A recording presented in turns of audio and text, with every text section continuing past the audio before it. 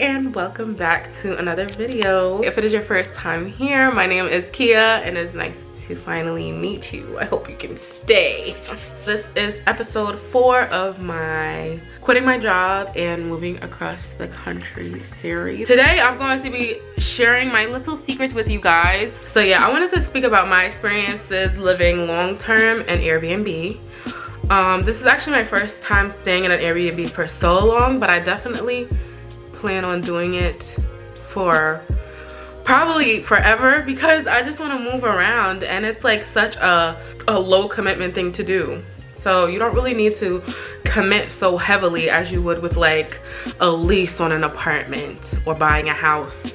Like if I want to dip after this Airbnb, if I don't want to stay in this city no more, I can move my ass to the next city. And another pro about staying in an Airbnb is that you're going to be a lot more mobile because you're not going to have to move furniture all over the place. You may never have to buy furniture again.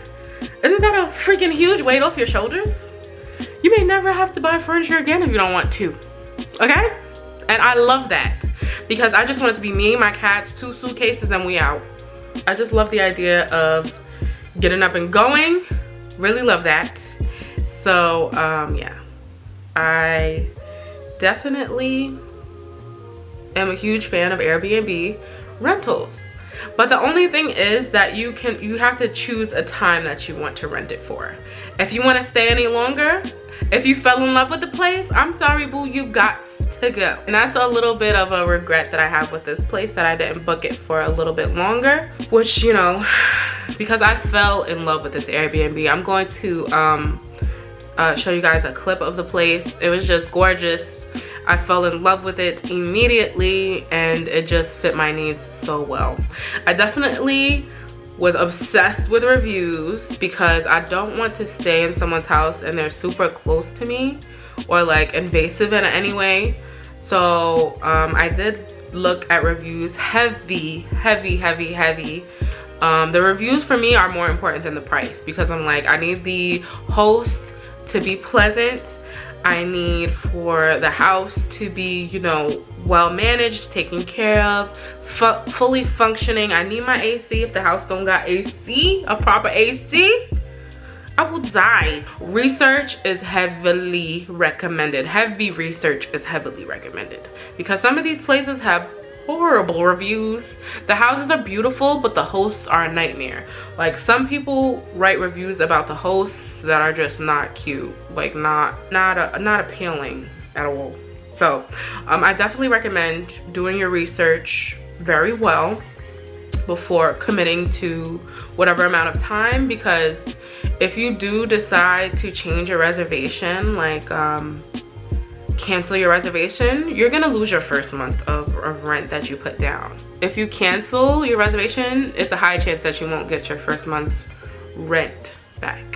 Another big pro about renting Airbnbs is that they may be a little bit more pricey, maybe even not. Sometimes they're really not pricey, but the great thing is that all amenities are included, like AC, the heat, electricity, water, all that included in the Airbnb listing price. So that's great. So that's great for me. If I could just smush that all into one bill, including the furniture, boy, I'm doing that. Yes, absolutely, do that for me.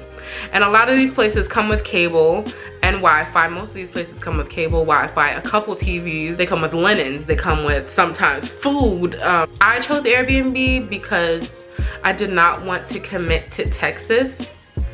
I didn't want to commit to Texas like until I knew like what Texas was about. Like, how are the people there? Like, how is the social life there?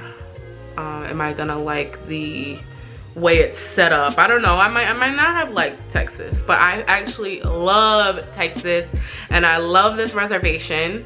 So I'm like, ugh, I should have booked it for like at least a couple more months. But by the time I was ready to do it, it was too late. Someone already snatched the listing. So I was a little sad.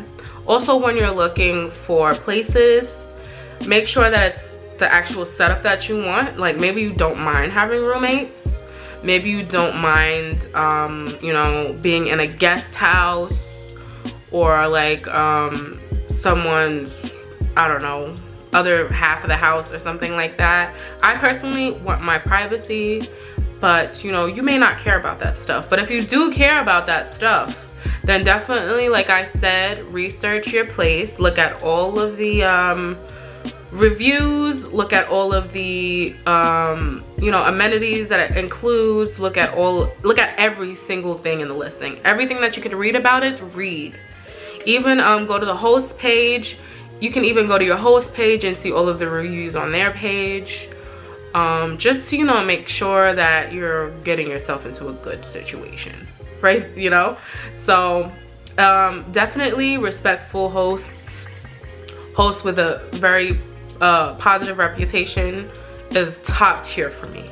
The host has to be nice, privacy has to be there, and you know, that's the main thing for me.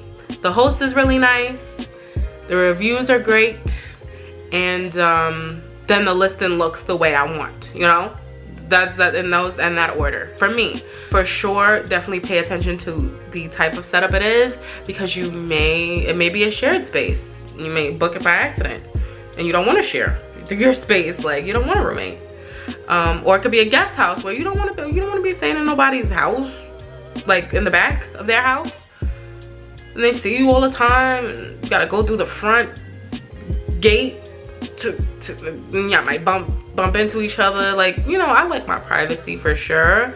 Like, I don't mind saying hi to my neighbors, but to say hi to my landlord, so to speak, every day, I don't know if I want that personally. I don't. So yeah, just keep that in mind if you want to like move around Airbnbs and stuff. If you made it this far in the video, can you just do me a little favor and just like, please just like the video right there in the corner. It's been amazing. I've been like exploring the local spots around the area. Like, you can see like a general location of where you'll be staying, so I really suggest looking around your area to see how convenient, you know, the location is, because who knows, you might be like 10 miles away from the next convenience store. You don't want that. What if you don't have a neighbor for 5 miles? That's scary. I mean, I'm exaggerating, but you know, you just want to do your research and make sure that you know what you're getting into, so that you can be, you know, well prepared. But yeah, highly recommend doing this for anyone who's serious about traveling. I'm basically a nomad slash gypsy woman at this point, just traveling everywhere. Well, that's my intent anyway. This is actually my first time living alone and all that. If you do want to move across the country or to a different state, or even in your own state, and just, you know, get a feel of a different, you know, neighborhood or something, I highly recommend Airbnb for long-term stays, because like I said, you don't got to worry about furniture. There's so many benefits to it. You don't have to worry about extra bills, or, you know, it's been a breeze. It's been a blessing. I hope you found this video helpful if you were thinking about doing long-term stays at Airbnb. Like I said, go for it, for sure. Definitely go for it. There is another episode in this series. I'm just gonna move over here so you can see it.